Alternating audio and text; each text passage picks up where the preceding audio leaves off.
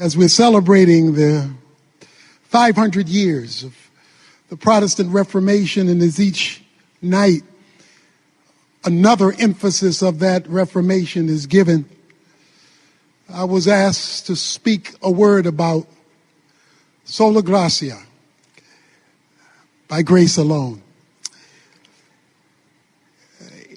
In Europe, some years ago, in an asylum, a sanitarium, a test was set forth to determine whether someone was sane enough to be set free from the sanitarium, whether they had gotten enough intellectual stability to be let go. And one of the crude ways that they would determine this was to place the inmate in a janitor's closet. They would turn the water on and put a stopper in the sink. Let the water fill up the sink and run over. They would give the inmate a mop. They would tell the inmate to clean up the mess as the water ran over from the sink that had the stopper in it. They would then leave the room for a couple of minutes and leave the inmate alone, whose task it was to mop up the mess. When they came back a couple of minutes later, if the water was still running with the stop in the sink and they were still mopping, they knew that person was not ready to go anywhere, because they did not have the capacity to understand the root of the problem. For hundreds of years, the church in darkness was trying to get people to mop up their sins through effort and merit, through indulgences. The then known Catholic Church, the Universal Church, had descended into a darkness that was engulfing Christianity, so to speak. Martin Luther rose up in 1517, and he came to Wittenberg door and he pulled the stopper out of the sink. He told people, you don't have to keep slinging your mop. You don't have to keep self-effort to make yourself acceptable to God, because acceptance with God is by grace alone. And that one of the five solas led to the Protestant Reformation, of which we are beneficiaries. When a person is in a contest and they win, they get a trophy. When a person is being recognized for an achievement, they get a reward. And when a person goes to work every day, they get a wage. But when you get a wage and you haven't worked, when you get a trophy and you haven't played, when you get an award and you haven't achieved, that's called unmerited favor. And at the heart of grace is unmerited favor. Grace can be defined as the goodness of God to people who do not deserve it, could never earn it, and could never pay back for it. For it is the God of grace that offers his goodness to undeserving mankind. And it was the rediscovery of grace that led to this Reformation, so that people could understand the biblical way to salvation. Grace is all that God is free to do for us, independent of us. According to Romans 11:6, grace is apart from works, For if it is of works, Paul says, it cannot be any longer of grace. And so what was reignited in the Protestant Reformation was an understanding that salvation cannot be earned, bought, paid for, or merited. To appreciate grace and to understand it, we have to understand the backdrop of our need for it, which will lead to the implications of it. A man came to a doctor one day to get the results of his test. The doctor said, I have some bad news for you, and then I've got some really bad news for you. Which do you want first? He said, well, what's the bad news? The bad news is I've examined your test and you only have 24 hours to live. He said, well, that's the bad news? Yeah, that's the bad news. He said, then what's the really bad news? He said, I forgot to tell you yesterday. The need for grace comes up against some bad news and some really bad news. Paul says in Ephesians chapter 2 that you were dead in your trespasses and in your sins. That the human race was spiritually separated from God. And that was really bad news.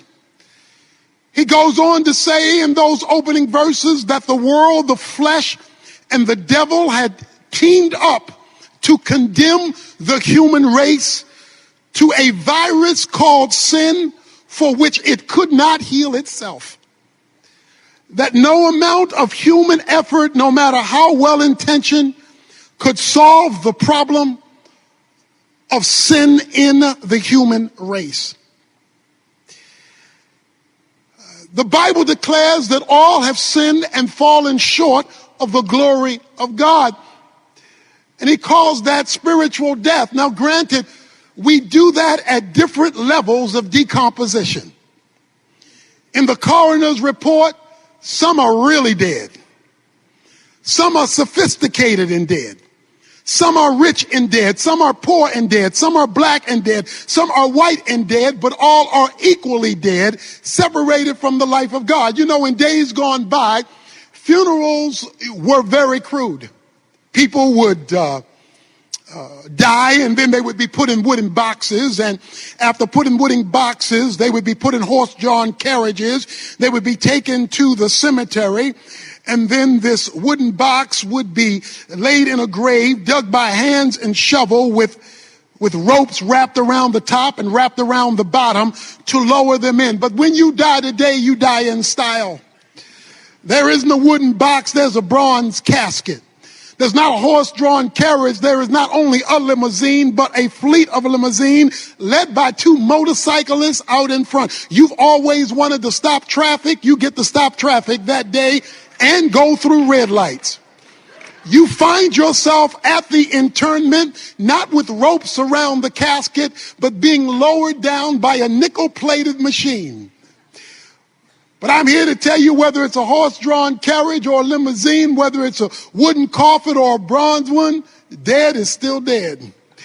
And so while people have different levels of decomposition and different atmospheres around their grave experience, the Bible has declared that all men are equally dead and separated from the life of God. But then Paul goes on in the chapter and introduces two words that can change any situation. But God. He introduces two words that can reverse any scenario. But God.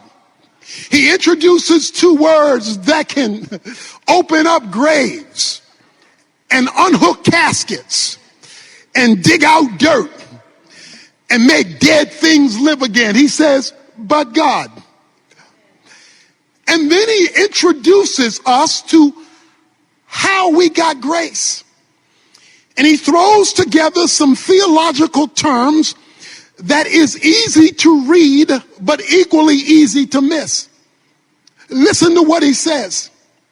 He says, but God, being rich in mercy, because of his great love with which he loved us, even when we were dead in our transgressions, has made us alive together in Christ.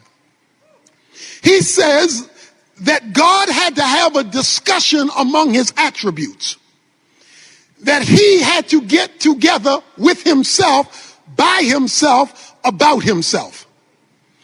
He says on one side there was the wrath of God, because he says in verse 3, we were children of wrath. Because God's perfection and his justice demands his wrath, because he cannot negotiate with sin, skip sin, flip sin, ignore sin. He must react to sin, because that's just the way he is. His just, perfect righteousness must react to that which is contrary to his nature. He cannot act like wrath is not part of his nature. But on the other side of his character, according to verse 4, was because of the great love with which he loved us and the mercy he wanted to extend to us. So on one side is justice and wrath, and on the other side is love and mercy. The biblical definition of love is the compassionate and responsible care for the well-being of somebody else. The biblical definition of mercy is not giving what a person deserves. So now we have a conflict of attributes. We've got wrath and justice, which must be mediated out. And we've got love and mercy, which is desired to be expressed. How can the desire to express love and mercy deal with the reality that justice and wrath must be executed? Therefore, God had to come up with a plan for his attributes to get along. He had to come up with a plan for justice and mercy to be okay, while simultaneously it being okay for love and mercy to be expressed.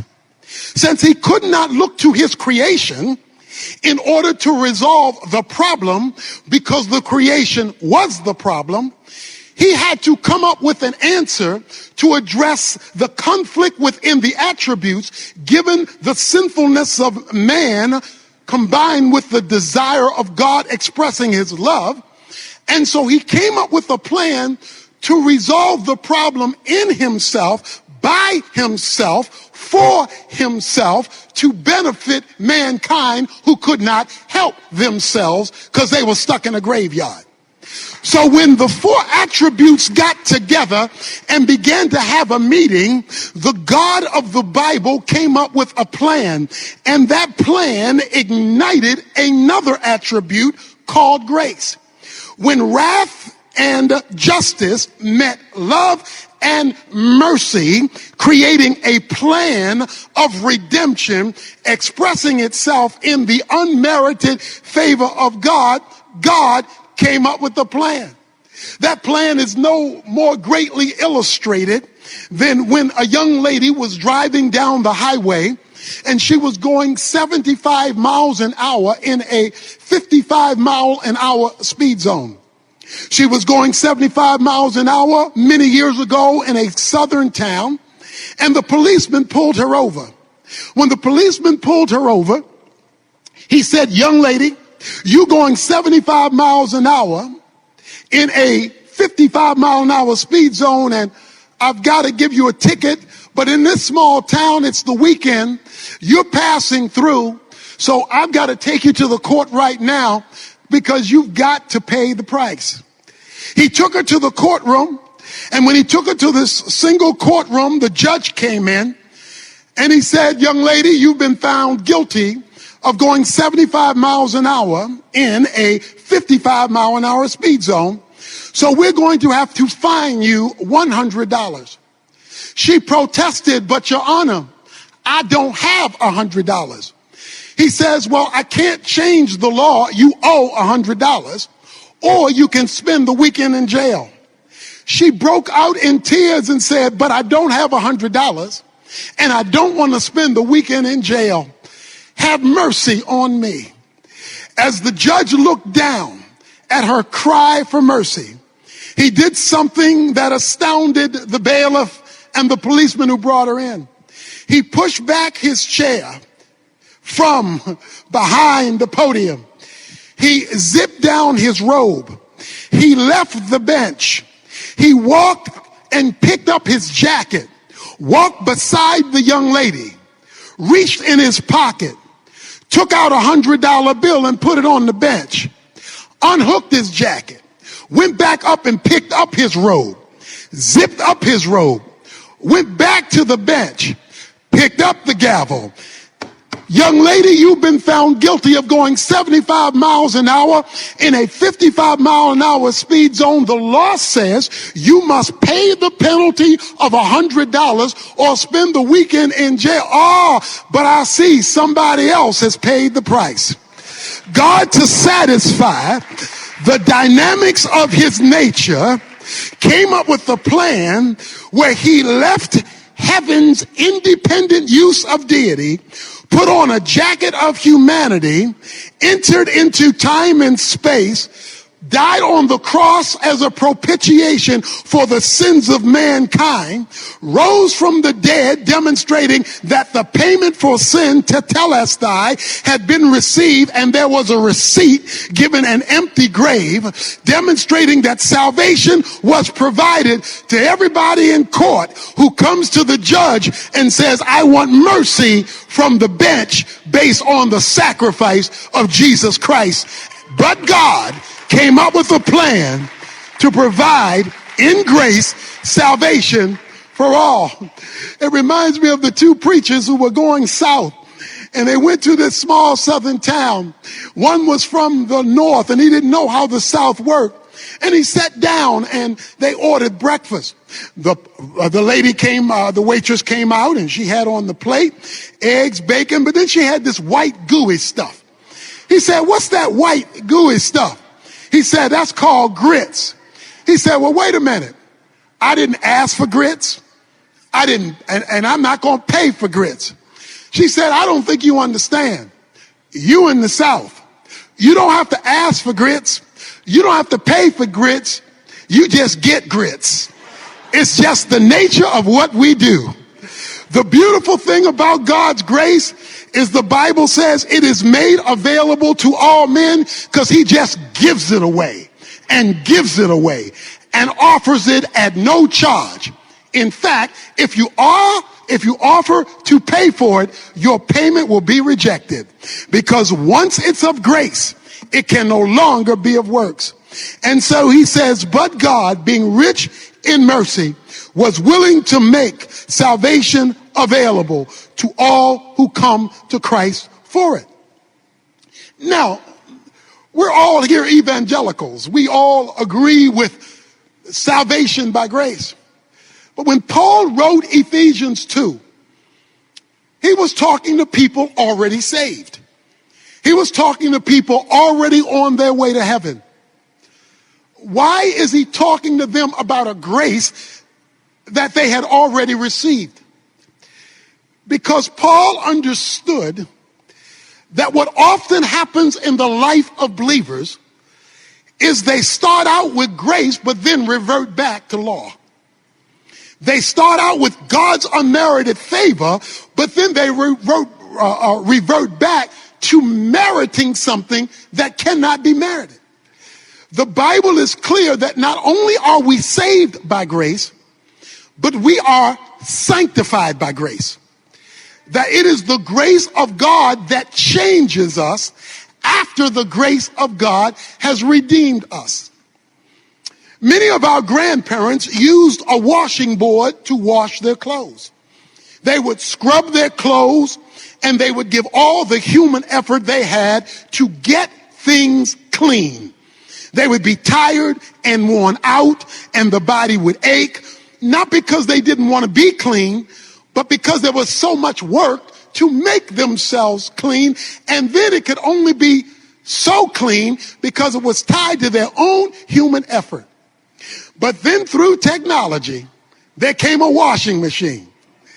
And a washing machine forever changed how grandmother and her grandchildren got things clean. We no longer use a scrubbing board because we have something that has built in it a cleansing mechanism without all the human effort to make it work.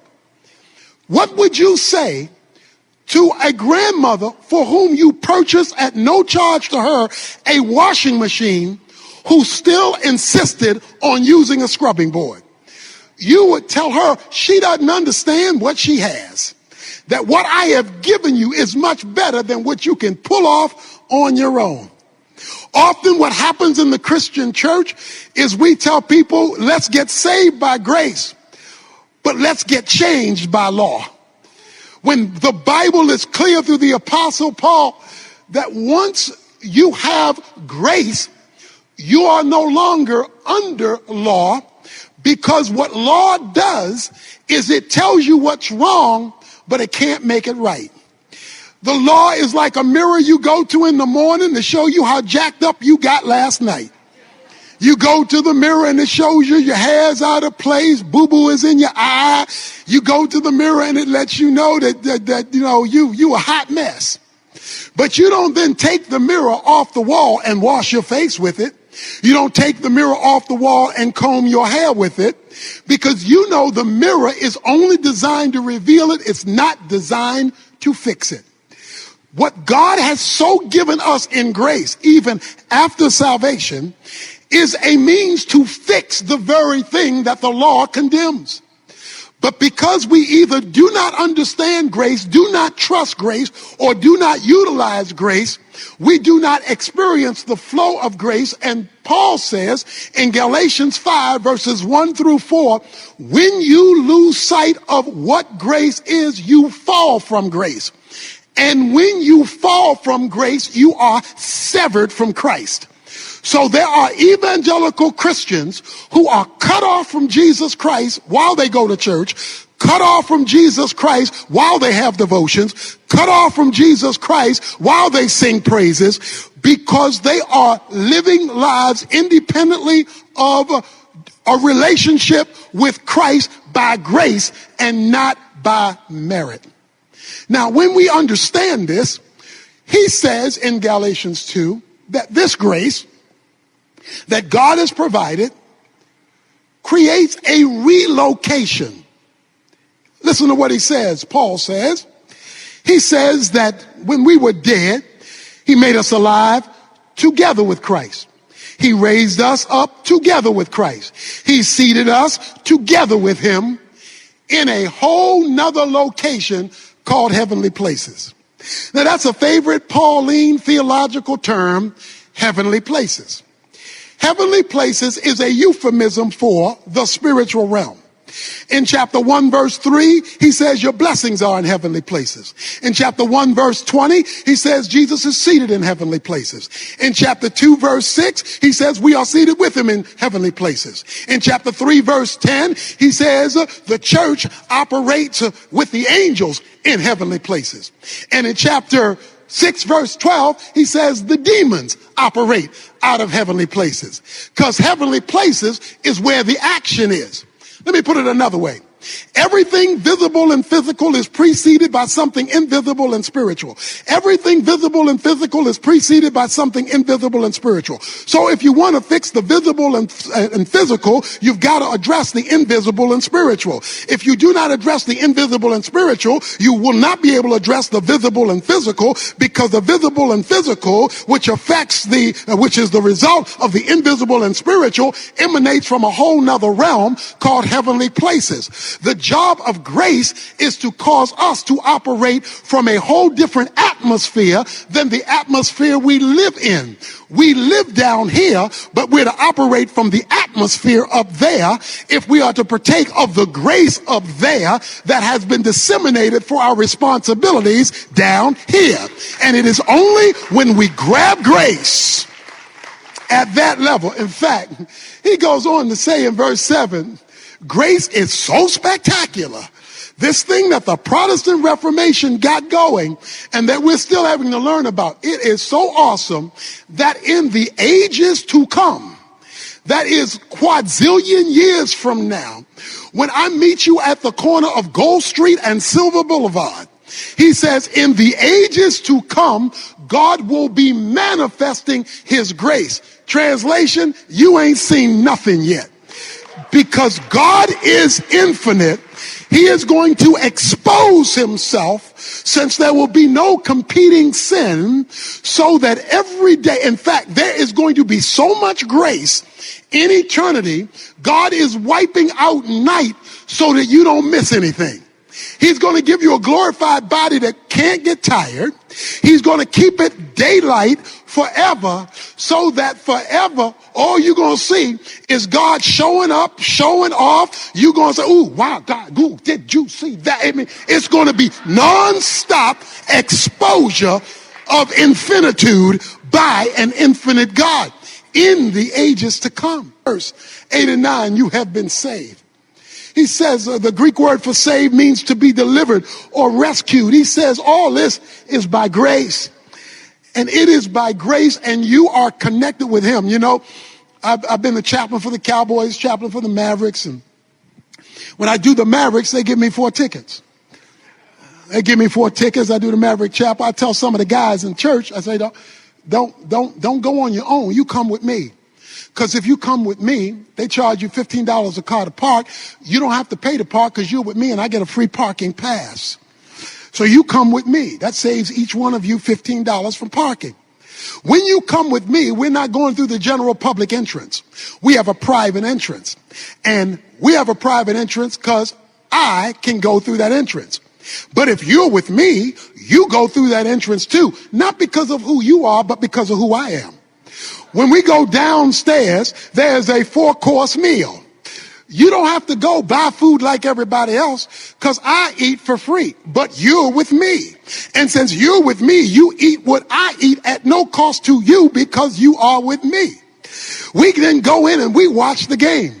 When the game is over and everybody else is in a hurry to leave, we're not rushing because we're not going the same way they're going. We going up a private ramp, to a private elevator, out a private door, to a private parking lot, and we will be halfway home before most people have gotten to their cars, and that whole evening will occur because you're with me. So if you just hang with me, the rights and privileges of benefits that accrue to me, I can share with you, not because of who you are, but because of who I am. Jesus says, by grace, you're with me. And the rights and privileges of grace gets transferred to you, not because of who you are, but because of who I am. And if we would ever learn this thing of grace, that he says it is with him. So the point is, to experience more of grace, you must experience more of him. If you're in trouble with the law, you need more than a law book, you need a lawyer. If you're in trouble with a doctor, you need more. If you are unhealthy and need a doctor, you need more than a medical book, you need a doctor. If you are being attacked by criminals, you don't just need a penal code, you need a policeman. In other words, you need the visible manifestation of the book. Whatever is in that book, you need a living person to make that material in the book come alive to you. That is why Titus chapter 2 verse 11 is so critical. For the grace of God has appeared to all, bringing salvation to all men. And then he goes into, we look to Jesus Christ because he is the dispenser of grace. That is why what Nick is talking about is so critical, because the more Jesus you have, the more grace you get. The less Jesus you have, the less grace you experience. So it is the relationship with a person that allows him to dispense the grace that he offers, which is his sufficiency for the life that he's called us to live. Grace is like Niagara Falls. It just keeps on rolling. Fish don't run out of water, animals don't run out of foliage, and we don't run out of oxygen because of the abundant supply. And since God has got enough grace for you, your life, your ministry, your program, and he doesn't run out of it, that relationship allows him to dispense not only what the Reformation called for, salvation by grace, But sanctification by grace, sustaining by grace, transformation by grace, it's all about the grace of God when we operate from heavenly places. Now that the introduction is over, he throws a zinger in here. He's been talking for 9 verses about grace. He's used grace 3 times in Ephesians chapter 2. You're saved by grace. You're sanctified by grace. By grace are you saved, not of works. It cannot be merited. It's what God does for us, independent of us. That's the only definition of grace there is. The moment you add merit, it is no longer of grace. Then wait a minute. Then if that's true, what about my responsibility to work? He knew you were going to ask that question.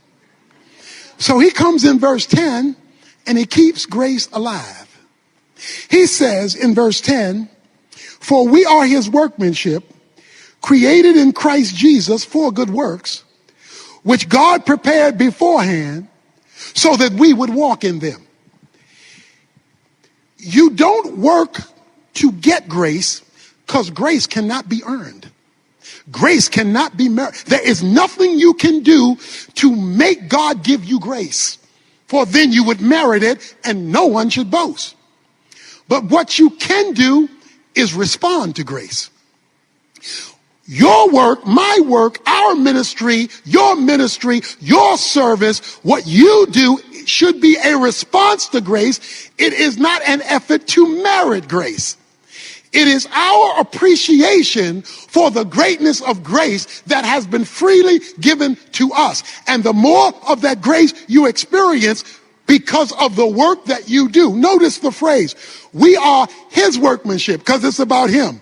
And he created us, saved us for good works. In other words, as out of our salvation, there should be a response. And you don't even get to choose the work, because which he has created beforehand. So he was already ahead of you before you got the work that you were responsible to do, that we should do for him. It's all about him, because it's all about grace. You know, I almost drowned when I was about 12 years old. I almost drowned in a swimming pool, but a friend named Donald reached in and pulled me out just in the nick of time.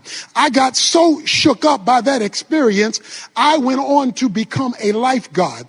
I became a good lifeguard 50 years ago and 50 pounds ago. I became an excellent lifeguard, and then I graduated to be a water safety instructor, because a water safety instructor trains lifeguards how to lifeguard.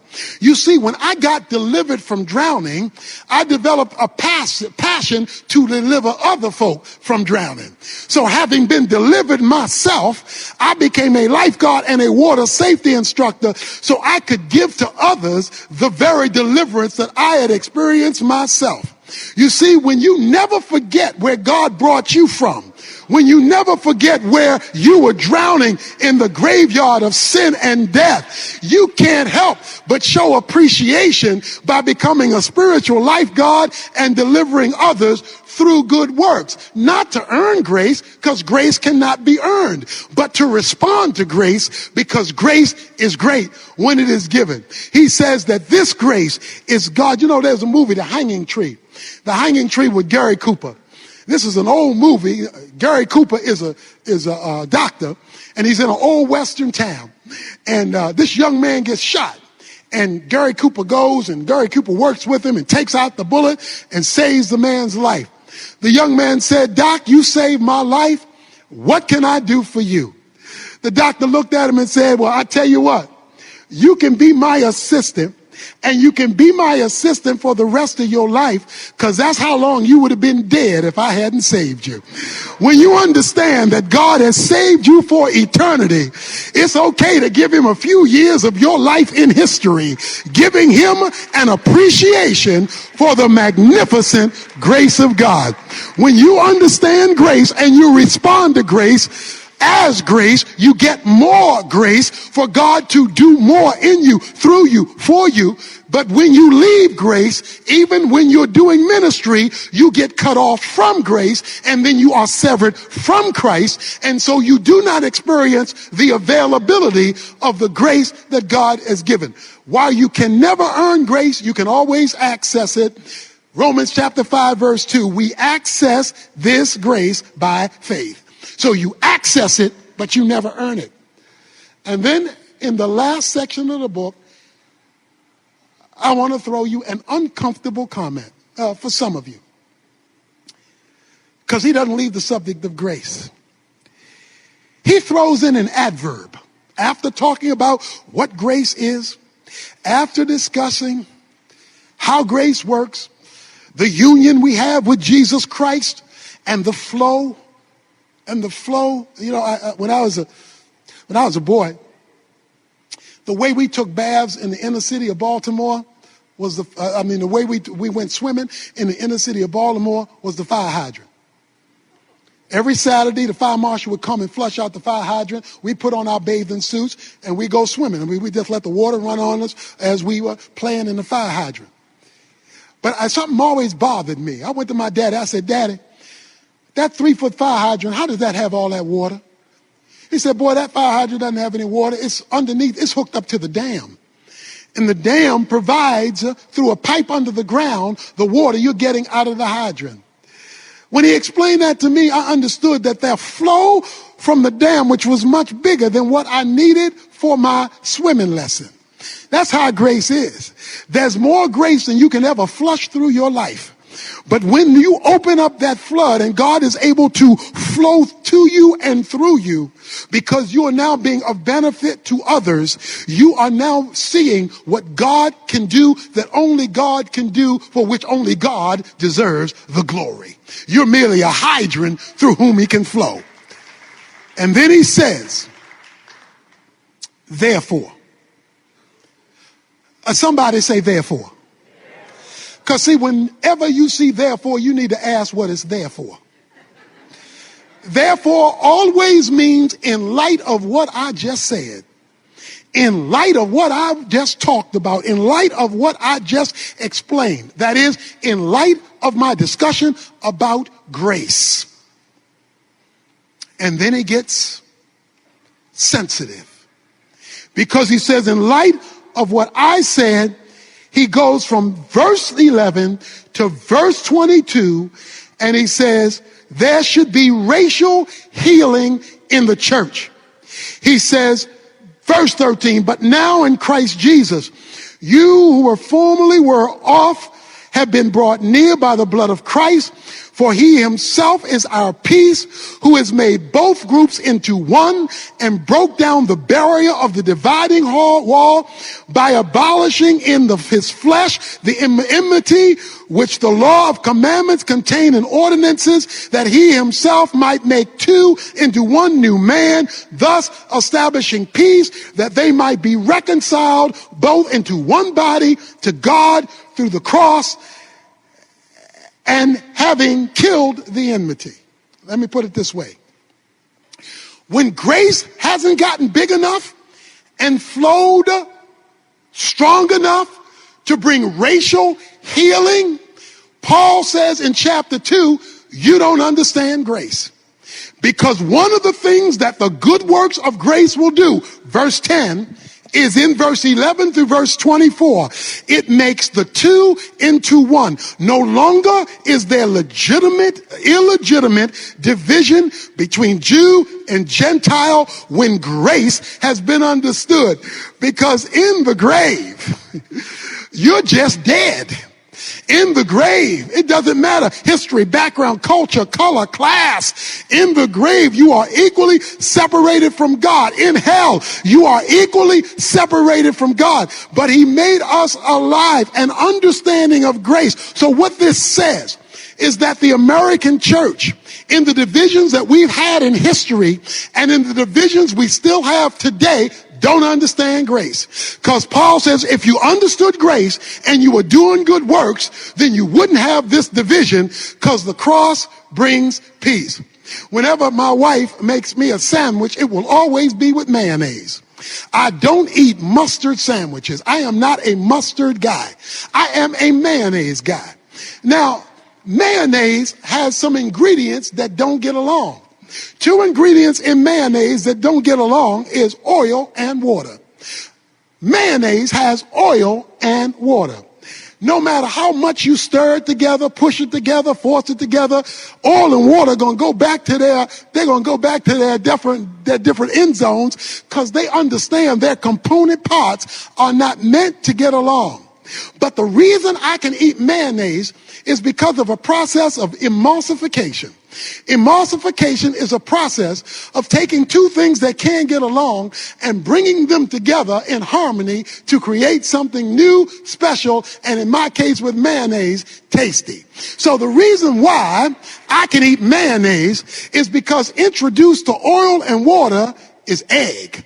And what egg does is egg reaches out to oil, then egg reaches out to water, and I say, no, I know y'all don't like each other. I know y'all weren't raised together. I know y'all come from different backgrounds, but Evans wants some mayonnaise.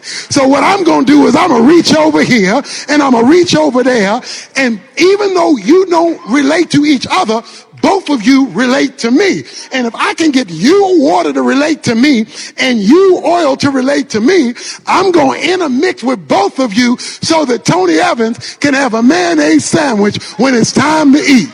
Guess what grace does through the cross of Jesus Christ? It reaches out to the black guy. It reaches out to the white guy. It reaches out to the poor guy. It reaches out to the rich guy. I know y'all come from different backgrounds, different histories, but my cross and the grace dispensed from it can take folk who are divided and bring them back together again. That's what grace does. And when grace is missing, Paul says, there is division in the body. That's why I love the story. And I know I'm out of time, Jerry. I'm winding down. But this is getting good to me. That's why I like the story in Galatians chapter 2. Because Peter is eating ham sandwiches with the Gentiles. Peter's in, because see, he got that thing on the roof in Acts chapter 10 where God told him, don't call unclean what I call clean. And now, he had heard about pork chops, chitlins, and pig feet, but he had never tasted it because that was an unclean animal. But now that he had to go to Cornelius' house, he found out those folk on the other side of the track knew how to cook. And so now in Acts chapter 2, verse 11, he's eating some ham sandwiches with the Gentiles, some pork chops with the Gentiles, some pig feet with the Gentiles, some hog maws with the Gentiles, and some chitlins with the Gentiles. He's just having a pork-eating good time. But then, while he's eating with some of his homeboys, some of his boys from the hood showed up. Some of the Jews sent from James showed up and saw their Jewish pastor eating with them people on the other side of the tracks. When he saw that, he said, I can't be with y'all anymore because I might offend my own race.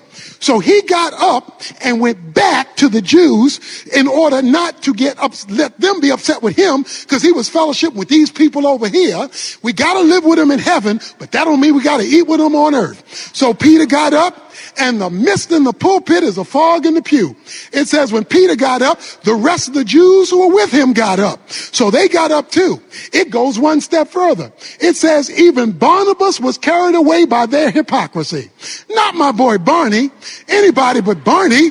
Barney was born in Cyprus. Cyprus is a Gentile colony. So he was born in Gentiles, went to school with Gentiles, raised with Gentiles, played ball with Gentiles. But that's how bad racism, classism is. It'll make a good man bad. So Barnabas got up and he left too. And they would have gotten away with it except for one thing. Paul wanted some pig feet too. So Paul shows up and Paul says, when I saw what Peter did, I condemned Peter before them all, but guess why? Not because of racial reconciliation, not because can't we all get along, not because of a seminar on race, not because of a unity holding unity candles. No, I condemned him because he was embarrassing the gospel. He was shaming the cross and he was abusing grace. And the greatest verse on your identity in Christ: I'm crucified with Christ, nevertheless I live, yet not I, it's Christ who lives in me. The life which I now live, I live by faith in the Son of God who loved me and gave himself for me. That famous verse comes at the end of this story. See, everybody quotes the verse, but they leave out the story that led Paul to say the verse. That verse is Paul talking to Peter and saying, you don't know who you are, you've forgotten who you are because you've missed the cross, and when you miss the cross, you've killed grace. And so when grace is at work, the unity of a church is in focus. Grace is a big deal. It's a saving deal, a justifying deal.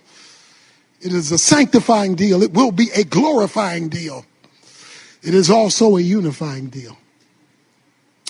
And if we ever get grace right, and Jesus is free to flow, just free to flow. He doesn't have to hold back grace because we're going to abuse it. We're going to fall from it. We're going to be severed from him. I can't deal with that. That's why we have all these prayer meetings, and these prayers aren't getting answered for unity and revival, because we're asking God to revive a divided church. He can't do that because that's against his nature.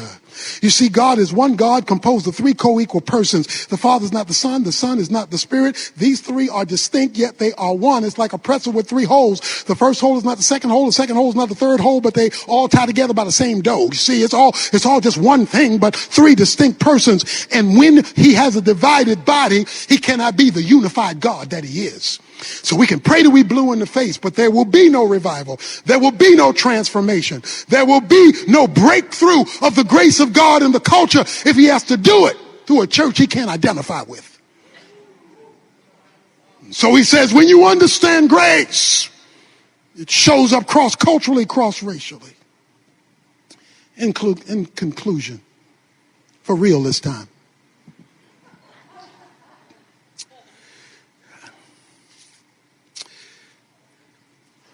a lady had a major scar on her face. Major scar. Ugly. Her daughter would never invite her to any things at her school. She wouldn't bring any friends over to the house. She wouldn't do any of that because she was ashamed of how ugly her mother looked with this horrific scar on her face. One day her mother came to her and said, darling, why won't you ever invite me to your school functions? You never bring your friends over here. When I ask to meet them, you never let me meet them. Why? The daughter said, Mama, I hate to say this, but it's your scar. It's your scar. That ugly scar. I'm so ashamed. I'm sorry I feel that way, but I can't get over the scar. She said, son, daughter, have a seat. Sit down. Have a seat. Let me tell you about my scar. You were a baby in the crib. I was out hanging up clothes on the clothesline. I saw smoke coming up through the roof of the house. I screamed, my baby, my baby. And I rushed inside, and the smoke was engulfing my baby's crib. I picked up my baby to run out of the house. As I was getting ready to run out of the house, a beam collapsed and struck me on the side of my face as I threw you through the door. And it burned me. So you have to understand, every time you see the scar, it's a reminder of the price I paid to deliver you. Every time you see the scar and don't want to talk about me to your friends, you just need to remember this scar saved you. Every time you see this scar and you don't invite me to be where you are, I just want you to remember, is this scar That's the reason why you can go to those events and have these benefits and have your friends. Just don't forget, when you see this scar, it's because I was delivering you. My brothers and sisters, when you get to glory, and you're walking on those streets of gold and going in and out of your mansion with your brand new glorified body, you'll all be the age approximately of Adam and Eve, which was the perfect age of adulthood when you enter into glory, and all of the flaws will be removed in the glorified body. There will be no tiredness. There will be no diseases. There will be no sickness. You and I will have perfect, glorified humanity forever. But there will be one scarred person in heaven. There will be one person who forever his scars will never leave. Whenever you run into him, you will see the nail prints in his hands and the nail prints in his feet and the scar in his side, because when he rose from the dead, he told Thomas, you can touch the nail prints in my hands, you can touch the nail prints in my feet. God has kept Jesus Christ scarred, so that 100 quadrillion years from now, when you run into him through the passages of glory,